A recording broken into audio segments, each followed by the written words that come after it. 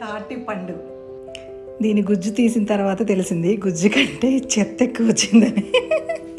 So jokes apart, ఈ తాటిపండు గుజ్జులో కొంచెం బెల్లం వేసేసి నానబెట్టుకోవాలన్నమాట. నేను ఇప్పుడు రొట్టె చేయబోతున్నాను, తాటి రొట్టె. అండ్ మనకి కావలసినంత రవ్వ, అంటే 2 గ్లాసులు రవ్వ తీసుకుంటే 1 గ్లాసు తాటిపండు గుజ్జు సరిపోతుంది అనమాట. 2 గ్లాసుల రవ్వలో నీళ్ళు కలుపుకొని ముందే నానబెట్టేసుకొని ఉంచుకోవాలి. ఒక హాఫ్ అన్ అవర్ అయిపోయిన తర్వాత 2 బాగా కలిపేసి ఒక మందపాటి కళాయి తీసుకొని దానిలో ఒక 2 గరిటెలు నూనె వేసేసి చక్కగా ఈ కలిపిన మిశ్రమాన్ని అంతా దానిలో వేసేసుకొని మంచిగా స్లోగా కాలనివ్వాలన్నమాట. దాని మీద మంచిగా మూత పెట్టేసేయాలి, చాలా స్లోగా కాలాలి.